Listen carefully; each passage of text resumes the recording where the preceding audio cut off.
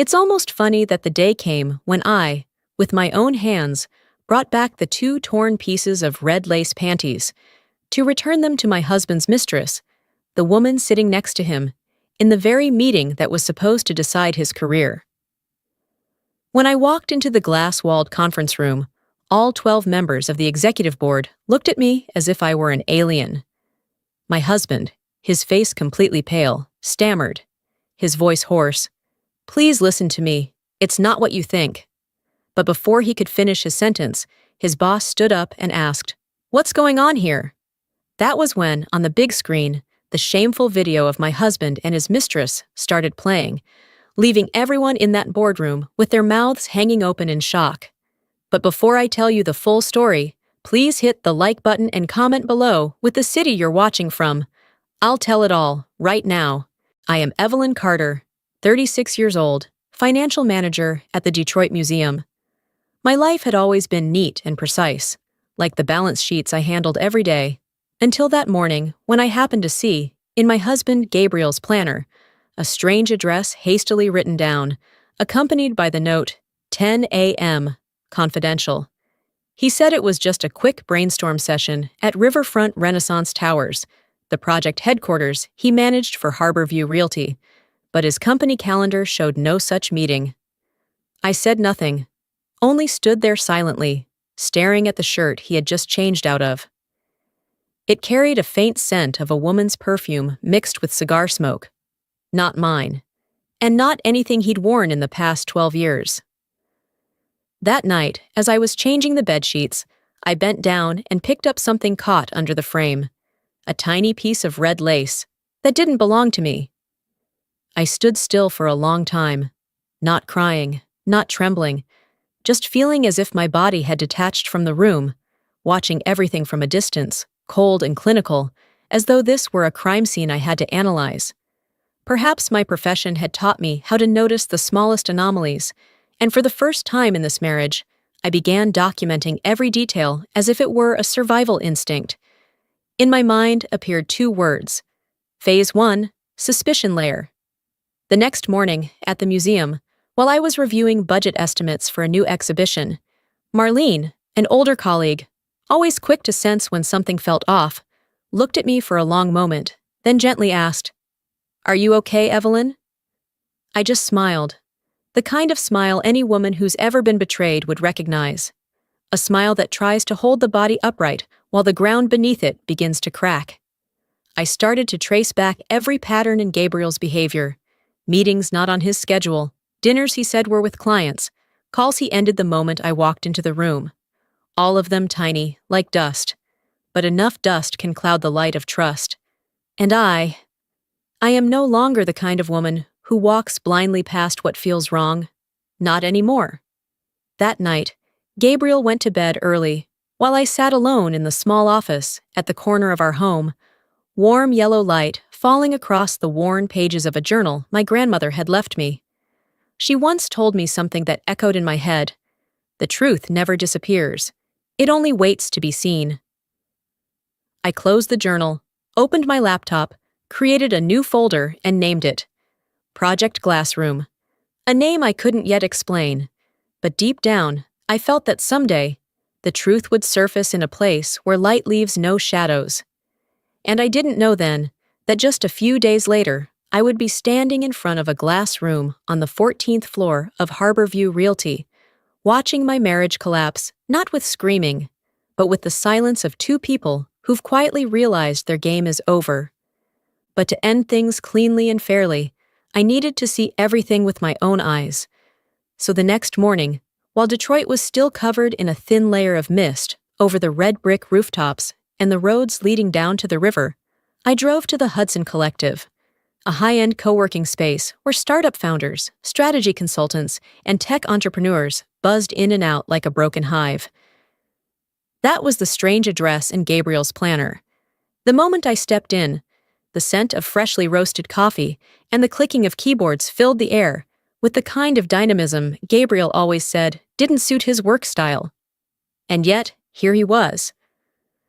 I walked up to the front desk, trying to keep my voice calm, and asked, "Could you tell me where Gabriel Carter's 10 a.m. meeting is?"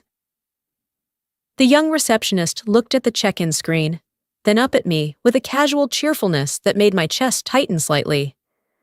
"He's in a private meeting room on the 3rd floor," she said, "with a red-haired woman." I stood still for half a second, not because I was surprised, but because that confirmation was the final key turning in the lock, snapping every theory in my head into sharp focus. I thanked her and went straight to the 3rd floor, where thick green carpet along the hallway absorbed my footsteps, turning each movement soundless, as if the building itself wanted to help me see the truth without being seen. At the end of the hallway, the frosted glass door was slightly ajar. I pressed myself to the side, my heart beating with strange calm, and in that moment, they stepped out. Gabriel and her. Autumn. They walked so close to each other, they looked like two colors blending under golden light. Autumn, her wavy red hair glowing in the morning sun, leaned in and adjusted the button on Gabriel's shirt with a gesture far too familiar, far too effortless for someone who was just a business partner. And he let her, didn't even step back an inch. I didn't gasp. I didn't tremble. I simply raised my phone, found the right angle, and recorded a 6-second video followed by a rapid burst of photos. Their hands touching, glances exchanged, Autumn's hair brushing Gabriel's shoulder. Every detail was sharp, a stream of evidence I knew I would need. Then suddenly, like a puzzle piece falling into place, a memory flashed back. A few months ago, an anonymous message from a former Cleveland project contractor warning of a young female consultant who triggered a fraud investigation over inflated pricing. Back then, I didn't care. But now, standing in front of Autumn, that story locked into place with frightening precision. Autumn had once been involved in a financial scandal, and if she dragged Gabriel down into that same pit, then what was about to collapse wasn't just my marriage, but his career as well. I looked down and reviewed the video one more time. Clear. Undeniable. I took a deep breath, tightened my grip on the phone, and stepped back into the shadows of the hallway, the very place where I now knew the door to the truth had just opened. Once I stepped into the realm of truth, I knew I had to follow the numbers, because men can lie, but bank statements do not. That evening, when Gabriel said, "I have to work late at the office," and rushed out of the house with the urgency of someone running toward a new happiness, I sat at the dining table, opened my laptop, and logged into our shared bank account. 3 seconds later, a chill ran down my spine, like someone had opened a window and let the Detroit January wind blow straight through me. The days he was supposedly on a business trip in Grand Rapids matched perfectly with transactions at She-Wolf Detroit. The day he had an emergency meeting with the CEO, a receipt appeared from Grey Ghost, the place that once served our special date night tomahawk steak, and the week he claimed he was tired, didn't want to go out, just wanted to stay in. The statement showed a transaction at the Whitney, the most upscale fine dining restaurant in Detroit, reserved for only the most formal dates. I scrolled through each number, each timestamp, each transaction description. Not with pain anymore, but with clarity. When a woman has endured too much pain for too long, the truth can sometimes act as anesthesia. While he was pretending to be at work, I opened the Statements and Payments tab. A new PDF loaded. Hotel Shinola, Detroit. Room, King Deluxe. Guest, Gabriel Carter. Payment, secondary card from joint account. Number of guests. 2. I leaned back in my chair, eyes fixed on the words, 2 guests. No need for bedroom photos. One small number was enough to dismantle 12 years of marriage. But what made me want to laugh wasn't the room booking. It was the small receipt I found in his pants pocket while sorting laundry, a bill from LeBlanc and Company. Perfumery. The last line read, Joe Malone, Red Roses Cologne, purchased by Autumn Hale. I took the receipt to the store the next day at noon. Not to argue, just to confirm. The sales associate looked at it and smiled with professional ease. "Oh yes, Ms. Autumn is one of our regulars. She bought this last week. She even sampled 2 others, but eventually chose Red Roses, said he likes this one the most." He. I thanked her, placed the receipt back into my wallet like a final puzzle piece. As I stepped out of the store, the sun was shining down over Detroit's historic streets, the light catching the storefront glass, showing me my own reflection. Not as a betrayed wife, but as a woman preparing to enter a new phase of the game. That evening, I opened my laptop, took a deep breath, and created a new folder on the desktop. The cursor blinked for a few seconds before I typed a name no one else yet knew. Project Glassroom. A plan. A preparation. A declaration of war without raising my voice.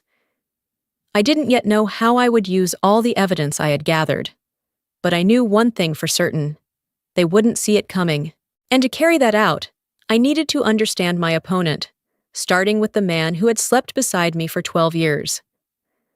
When Gabriel walked into the kitchen, removing his tie with the fake exhaustion I'd seen hundreds of times, I decided to try a small test.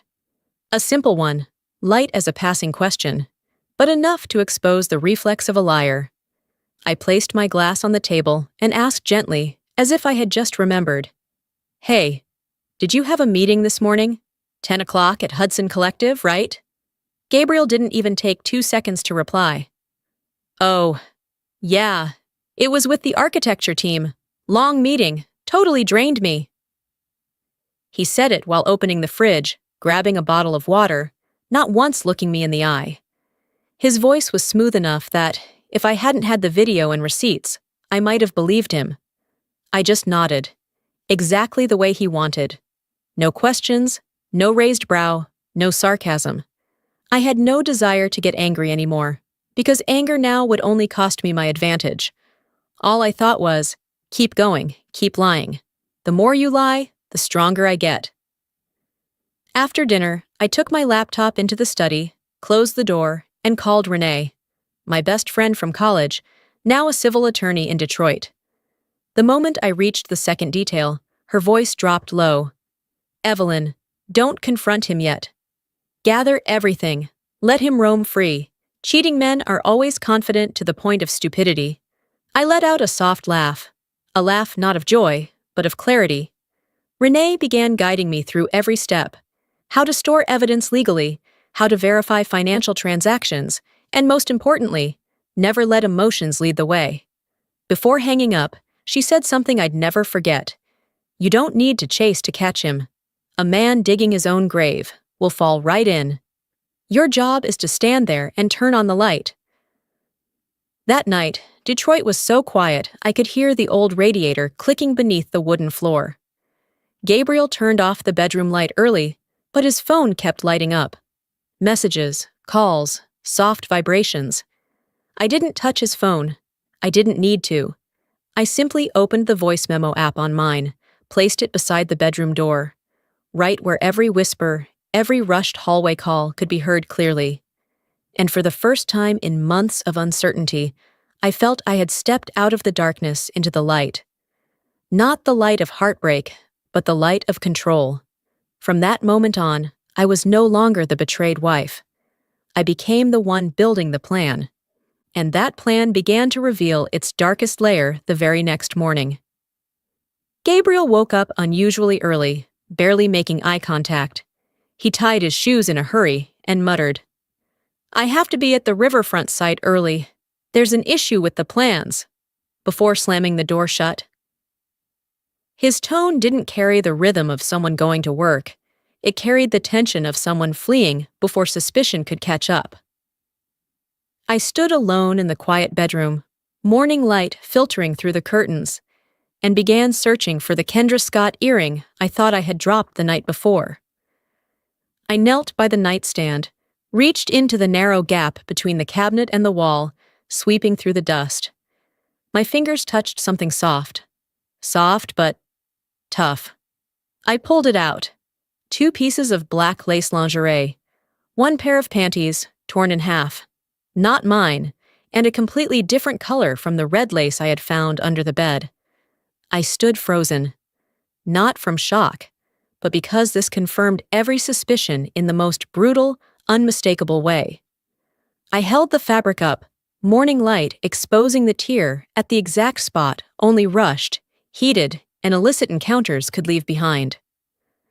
Part of me wanted to throw them away, but I knew this wasn't just clothing. This was evidence.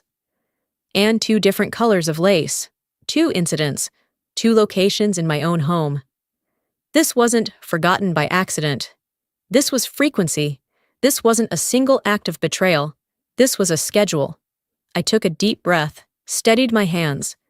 My financial background trained me to view evidence not with emotion, but with the logic of an internal audit. I grabbed a Ziploc bag, gently placed both pieces inside, sealed it, stood up, looked around the bedroom. Suddenly, I realized something. Autumn wasn't careless. A woman bold enough to sleep with someone's husband in their own home isn't someone who leaves clues out of stupidity, unless she meant to, unless it was a power play, unless they had done it here so many times they no longer remembered what they'd left behind. That thought sent a chill through me, and with it, a new question arose in my mind. If they're confident enough to leave evidence out in the open, how confident are they in what they've hidden? I scanned the room, opened drawers, checked Gabriel's desk, nothing out of place. But my instincts nagged at me, the same feeling I get when discovering discrepancies in a financial report. Something was hidden in the most perfect place, the place no one would ever look. That thought made me turn toward Gabriel's study, the safe, a place he assumed I would never touch, because I respect privacy.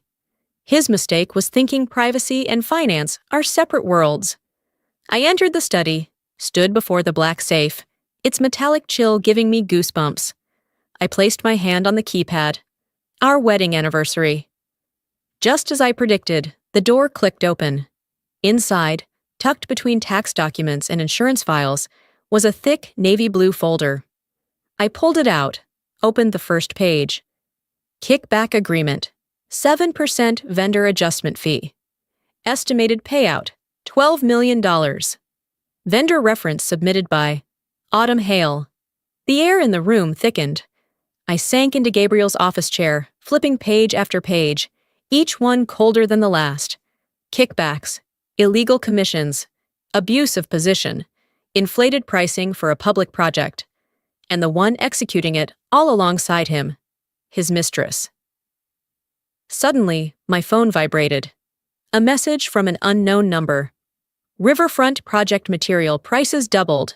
Check appendix contract. Someone's pocketing money. I stared at that text for a long time.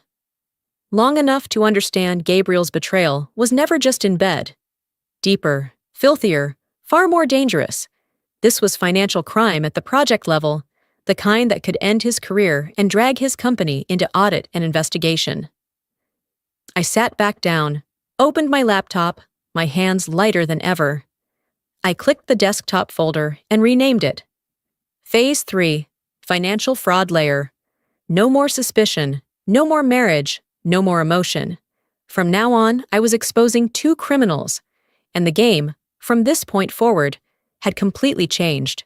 When I closed the folder labeled Phase 3, Financial Fraud Layer, I knew I'd gone too far to turn back. There were only 2 options left: let them destroy my life, or destroy their plan before they could. I chose the second. That night, as the old radiator clicked beneath the wooden floor, I sat alone in front of my laptop, the desk lamp casting a soft glow over the 2 pieces of black and red lace sealed in a Ziploc bag beside a $12 million kickback contract. I opened Gabriel's calendar, reviewing every entry, and that's when I saw it. 9 a.m., executive boardroom, final approval meeting. Tomorrow. The most important meeting of his career. If the project was approved, Gabriel would be promoted to executive project director, and Autumn would become a senior consultant for Harborview Realty. They would become Detroit's new power couple. And me? In their eyes, just a museum wife. Gentle, oblivious, someone who spent her life labeling artifacts, far too easy to fool. I let out a quiet laugh. Not bitter, but the kind of laugh that comes when you finally realize that the strongest weapon isn't rage, but strategic silence. I reviewed all the evidence neatly laid out on my screen. The kickback agreement PDF, the 6-second video at Hudson Collective, photos of them holding hands, transaction statements from She-Wolf, Grey Ghost, the Whitney, the Shinola Hotel invoice, the anonymous tip about inflated pricing, the perfume receipt bought by Autumn, the 2 pieces of lingerie in the Ziploc bag. I organized everything into 4 categories and labeled them clearly. Layer 1, behavioral evidence. Layer 2, financial transactions. Layer 3, physical items. Layer 4, corporate fraud documents. No lawyer could look at it and not smell crime. I printed 1 set for legal, 1 for HR. 1 went into my handbag. I didn't know if I was the calmest or the most terrifying woman in Detroit that night. Maybe both. Around 9 p.m., my phone lit up with a message from Gabriel. Working late at the office. Need to prep documents for tomorrow's leadership review. It sounded reasonable. Too reasonable. But I'd learned from the past few days. Men who lie text like they're reading from a script. I opened the Family Locator app, the one he installed himself 2 years ago. So you'll feel safe when I travel. It took 3 seconds for the map to show his location. Not the Harborview office, not the riverfront site, but a luxury complex in Midtown Detroit. I zoomed in. The building name appeared clearly. The Lafayette Residences. Autumn's apartment. I stared at the blinking blue dot, my husband, pretending to be hard at work for the company's future, while in reality, he was inside his mistress's apartment, probably preparing documents in a different way. I didn't get angry. I just quietly added a new line to my documentation folder. Layer 1.4, location data. Gabriel present at Autumn's residence while claiming to work late. When the evidence starts handing itself to you, you know, tomorrow they'll have no way out. Close to midnight, I stood in front of the bathroom mirror. For the first time in weeks, I saw myself. Not tired, not fragile, not like someone betrayed. I looked. Focused, clear, and dangerous in the safest way. For me. Tomorrow they'll think they're walking into a meeting to launch the next chapter of their careers. But they don't know the first person to walk into that boardroom will be me. And I'm not coming to cry or beg for an explanation. I'm coming to end it. I shut the laptop, packed the printed evidence into my bag, and whispered into the dark room, "It's time." I decided I would appear at the exact moment they couldn't run. The moment when their silence would speak louder than any lie they had ever told. That night, I slept exactly 4 hours. Not out of worry, but because my mind was too sharp to allow emotion to seep in. As dawn broke, Detroit lay under a light mist over its towering buildings, and I knew, today would be the day the 2 of them lost everything they thought was in their grasp. I dressed in a pale gray suit, tied my hair neatly, and placed the USB and prepared documents into my handbag. Every detail had to be perfect. A betrayed woman might tremble, but a woman holding the truth never does. At exactly 10 a.m., I stepped out of the elevator on the 14th floor of Harborview Realty headquarters. A long hallway lined with deep green carpet led to the executive boardroom, its walls made entirely of glass overlooking the Detroit River. No blind spots, nowhere to hide. I stood just outside the glass wall, like standing before a stage where I was about to pull the final curtain. Inside, Gabriel and Autumn sat next to each other. Autumn leaned in, whispering something into his ear, her smile faint and confident, as if she belonged there. Her hand rested on his thigh, gentle, familiar, and utterly certain. I watched them as if watching actors in a play, unaware that the real audience was standing just outside the door. Gabriel adjusted his tie, face full of anticipation, like a man about to receive a promotion, a raise, a new reign of power. I could guess exactly what he was thinking. Evelyn knows nothing. Autumn did great. Everything's safe. A few seconds later, the CEO entered, a seasoned man who had seen too many scandals in real estate to believe in anyone's perfection. He placed documents on the table, looked around, and asked in a voice calm enough to chill bone, Before we move forward, any conflicts of interest we should know." The room instantly thickened. Autumn pulled her hand back, a reflex so quick no one noticed. Except me. Gabriel looked straight at the CEO, mouth ready to deliver his 1,000th lie. But he didn't get the chance, because that was my cue. I took a deep breath, placed my hand on the glass door handle. The timing had to be perfect, not too early to seem hysterical, not too late to give them time to recover. Just as Gabriel opened his mouth, I pushed the door. A soft click echoed through the spacious room, turning all 12 heads toward me. It took only 1 second for them to realize I wasn't staff, not a guest, not someone who'd wandered in by mistake. I walked in, each step deliberate, steady, as though I'd rehearsed it 100 times. My eyes met Gabriel's first, and I saw it, the panic igniting so fast, his face turned pale in a single breath. Autumn went white as ash, her fingers gripping the table edge until they drained of color. And me, I simply smiled gently, placed my handbag on the table, and prepared to unveil the truth they had worked so hard to bury for months. I walked into the room as if stepping into a space I had been preparing for weeks. The sunlight pouring through the windows, reflecting off the polished wood floor, casting a sharp gleam over Gabriel, sitting frozen, and Autumn stiff as a statue caught mid-act. I didn't need to greet anyone. I didn't need permission. I simply, quietly, unzipped my handbag and set it down on the meeting table among stacks of important project documents that the 12 company executives had been reviewing moments before.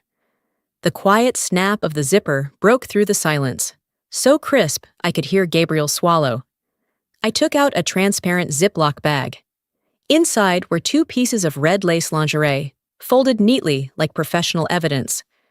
I placed it in the center of the table. Dead center, where all eyes were already drawn. No explanation, no raised voice.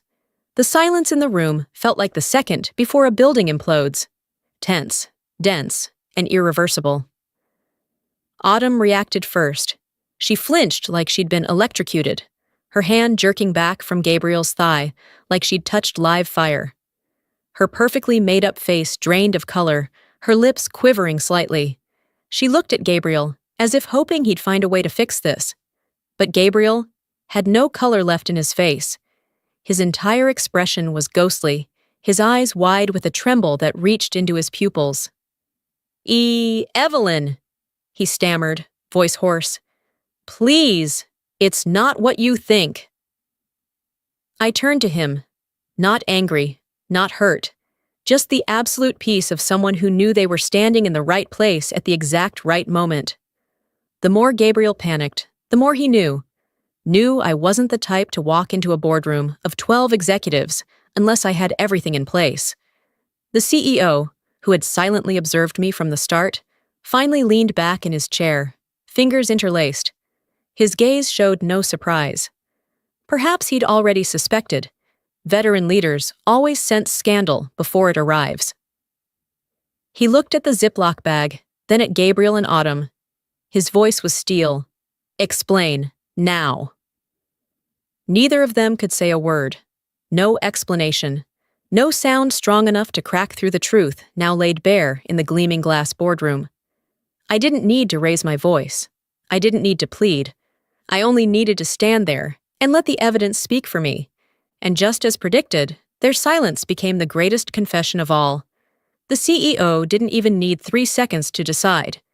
He pushed back his chair, stood up, his voice cold and sharp. "This meeting is over." No one dared to argue. No one dared to leave their seat. The air in the glass-walled room on the 14th floor thickened like cement setting into stone. I opened my bag and took out the small silver USB. Tiny, but enough to turn the fate of 2 lives upside down. I placed it in front of the legal department's representative. He received the USB as one would take a lit fuse that could destroy the whole department if mishandled. He looked at the CEO. The CEO nodded. And that was when everything began to collapse. Literally. Legal approached the projection table and inserted the USB into a laptop connected to the big screen. A soft beep sounded. Then the folder Project Glassroom appeared on the 65-inch screen. Bright, cold, indisputable.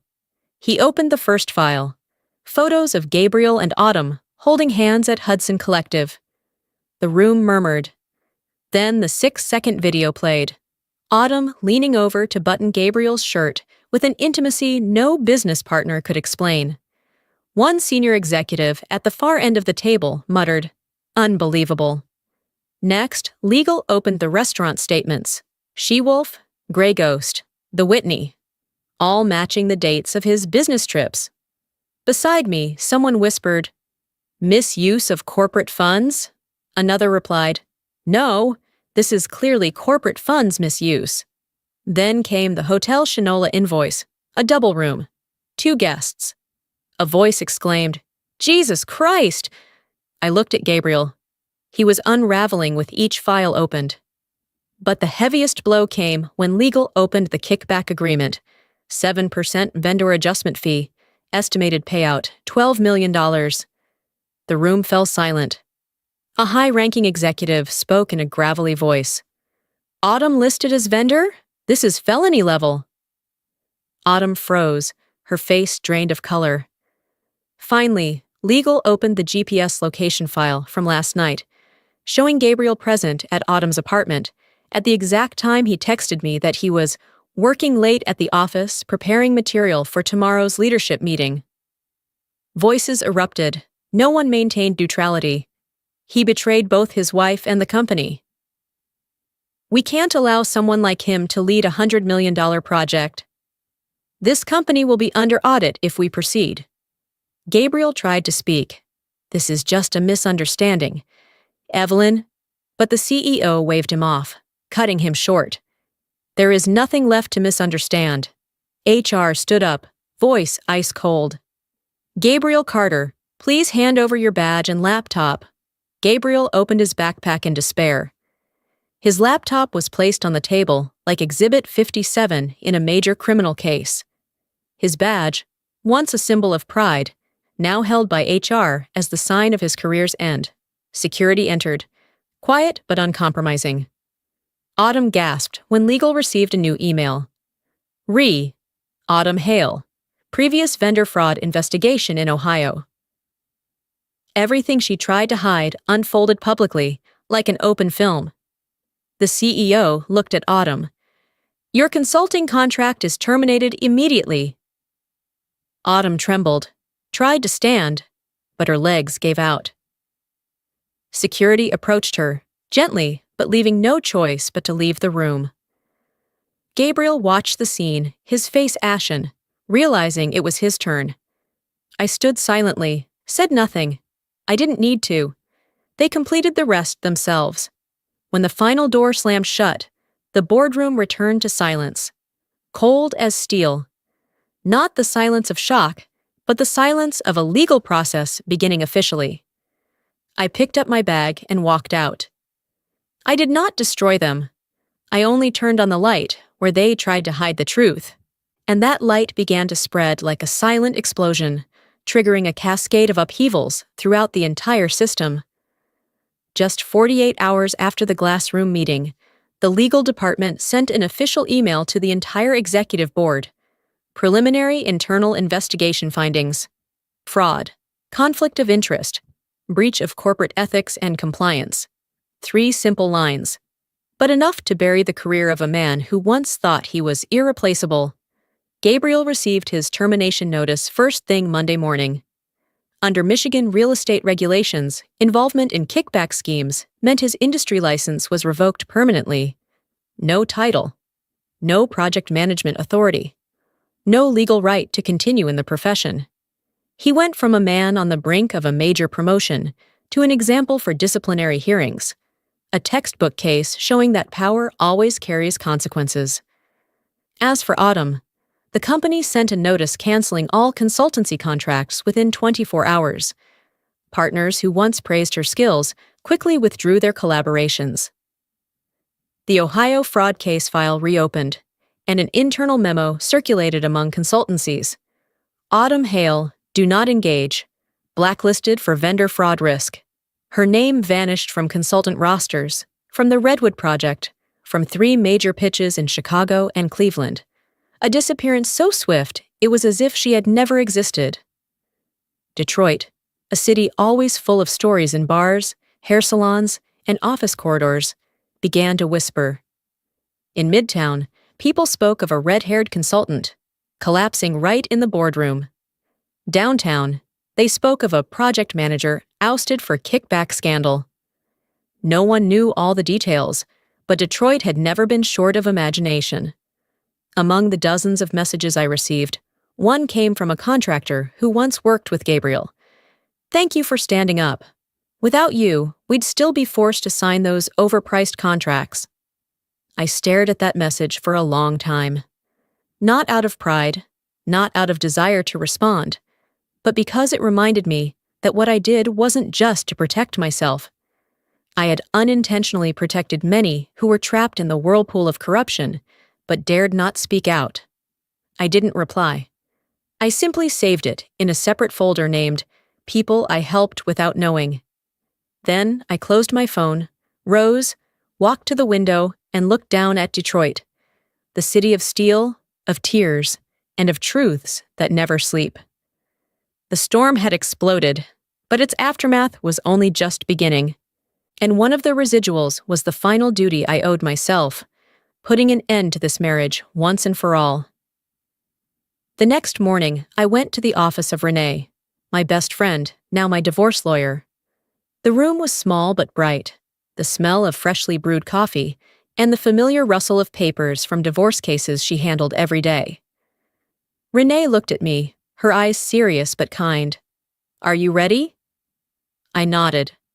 Without hesitation, I filed for divorce, not because of the 14th floor meeting, not because of the lace piece or the kickback contract, but because I realized the man I once loved chose to betray me before I discovered the truth. Renee laid out the terms we had prepared for weeks. I keep the house in Indian Village. I keep all savings under my name and the majority of retirement funds. Gabriel is not allowed to touch any asset I earned from my museum work. She said, "You don't take anything from him. You only keep what belongs to you." I smiled softly. Perhaps that was the most just thing I had ever done for myself. When Renee submitted the papers to the court, Gabriel appeared at her office, his eyes red, face hollow, as if he had just lost everything, and indeed he had. "Evelyn," he stammered, voice choked, "give me another chance?" "I was wrong. I lost my way. I still love you." His voice cracked as someone desperately clutching the last thing left in life. But what he didn't understand was love couldn't save a person who didn't know how to keep it. I looked at him for a long time, and for the first time in many months, I felt no anger, no pain, only a simple truth. I can't move forward if I stay beside him. "No, Gabriel," I said calmly. "I'm not wavering anymore."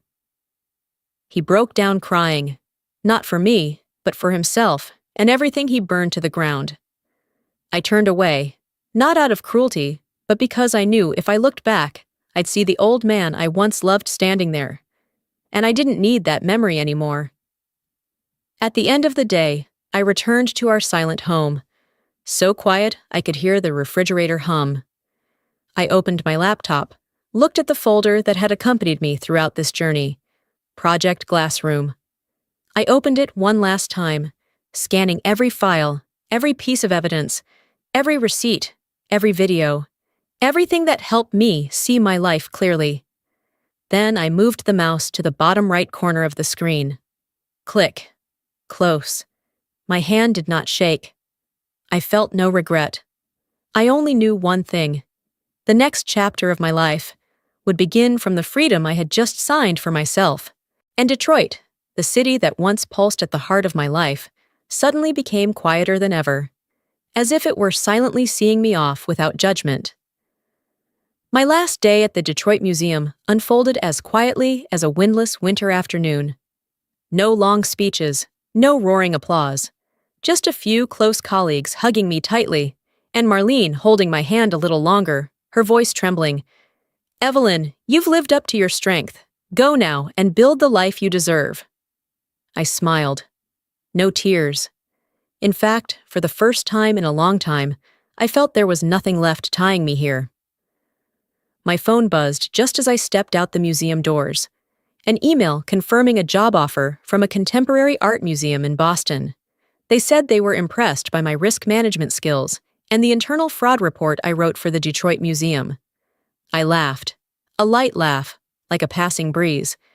Who would have thought that the most painful months of my life would become the foundation for a new professional chapter?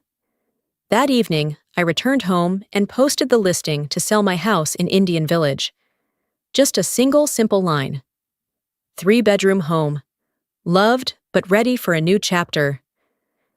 I began packing, only keeping the things that truly belonged to me, not the things that reminded me of a marriage long since decayed. I placed in a small box the 3 final items I could never part with. The silver necklace my grandmother gave me when I was 13. Her journal filled with handwritten advice for me, the most stubborn granddaughter in the family. The deep purple wool scarf she knitted for me the winter she passed. Everything else I boxed, labeled, and stacked in neat piles. And strangely, with each sealed box, I felt a little lighter, as though I were quietly shedding layers of old dust that had clung to my soul for years. That night, looking at the rows of cardboard boxes lining the hallway, I knew that Detroit, with all its chaos and the raw truth it forced me to face, had finally returned to silence. It no longer held me. It no longer hurt me. It was simply a city that had fulfilled its role in my life. 1 week later, I drove my old SUV down the long roads leading to Massachusetts to begin a new chapter in Boston. A new city, new opportunities, and a place where I could rebuild a life with no trace of Gabriel. I chose a 2-bedroom house with a backyard in a quiet suburb south of Boston. Small, white walls, gray roof, a fenced yard, and a blazing red maple tree that would glow in autumn. Though it meant a 1 hour and 20-minute commute to the museum, I didn't mind. I wanted peace. A place with no footsteps but my own. A place where calm didn't require permission. The day I moved in, Boston skies were clear, and the ocean breeze carried a salty scent through the air, one that made me feel like I was being quietly reborn. I placed my grandmother's silver necklace and her journal on the wooden shelf by the entrance, as a spiritual marking of this new space. And then, I did something I had wanted to do for years. I adopted a retired canine named Rex. Rex was 9 years old. His black and gray coat and steel-sharp eyes softened with an odd, quiet gentleness whenever he looked at me. He had once served in a search and rescue unit, resilient, loyal, and with a past no one really knew, just like me. I had suggested adopting a dog many times, but Gabriel always refused with the same line. "I'm allergic to pet hair." Now, I didn't have to care about anyone's allergies but my own. Rex entered the new house like he'd lived there his whole life. He sniffed every corner, then lay down beside the kitchen mat, lifting his head to look at me with a serenity that made me laugh out loud. In the days that followed, I relearned the rhythm of a woman who didn't need to care for anyone but herself. I learned to cook dinner for one without feeling lonely. I made a schedule for Rex's baths, brushing, and morning walks. I played jazz through my old speaker, letting the little kitchen glow like a peaceful cafe made just for me. One afternoon, as I brought Rex to the local vet, the doctor looked at him and smiled. "This dog chose well. He picked the right person to protect." I chuckled and gently stroked Rex's head. I didn't disagree. I didn't deny it. Boston slowly became the place where I could finally breathe fully again. Mornings with Rex running through the backyard, afternoons with sunlight pouring onto the windowsill, evenings with small, quiet meals, and soft jazz in the kitchen. And just as I thought the past had finally come to a full stop, my phone rang. Gabriel. His name appeared on the screen, so unfamiliar that it took me a moment to remember how I used to wait for these calls. I picked up, not out of hope, but to close a door I had never fully shut.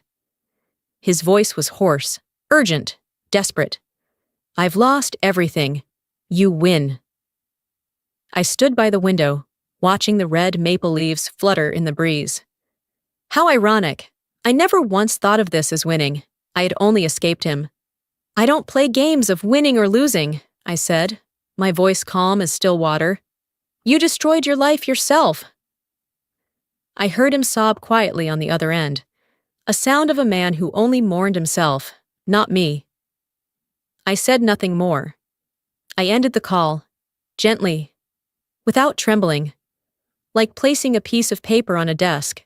A few days later, an email from Autumn landed in my inbox. The subject line had just 3 words. I'm sorry. In the message, she wrote that she'd been deceived too, that Gabriel made her promises, that she didn't know about the fraud beforehand.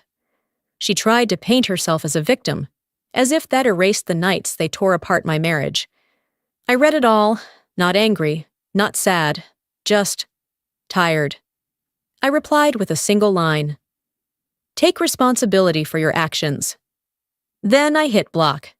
Not out of hatred, but because I had no reason to keep people who chose darkness in my life anymore. When the door had closed, I whispered to myself, the old ones have disappeared, and to disappear, they had to leave me first. One afternoon, I stood before the living room window of my little house on the outskirts of Boston, watching the city lights flicker on like artificial stars scattered across the earth. The sea breeze drifted through the white curtains, bringing with it the salt of the ocean, a scent that made me feel like I was being reborn, piece by piece. Rex lay curled at my feet, his head resting on the chair leg as if he knew today was a special day. A day when I would place the final period on a long journey full of pain, quiet, and awakening. I opened my laptop. On the screen, the familiar folder appeared. Project Glassroom. The folder that had stayed with me through the heaviest days, where I stored every piece of evidence, every lie, every shard of truth. It was the life raft that kept me from drowning, and the sharp blade that severed a rotting marriage. I clicked it open, scanned through each file one last time, then moved the cursor to the top right corner and clicked close. No trembling, no hesitation, no regret. I opened a new file and named it Chapter 1, A New Life. The file name lit up like a small sprout breaking through old dead soil. I leaned my head against the window, watching Boston shift in color outside, and smiled. A smile I thought I'd lost long ago. That glass room didn't end my life. It only lit the path I was meant to take next.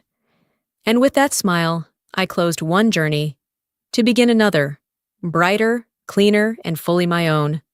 If this journey made you feel a little less alone, or reminded you that any woman can rise again after being broken, please hit like. And if you want to keep walking with me, don't forget to subscribe and turn on the bell, because the next story will strike deep in the hearts of many women out there. It's the story of a wife who finds out her husband is cheating, not with a stranger, but with her own sister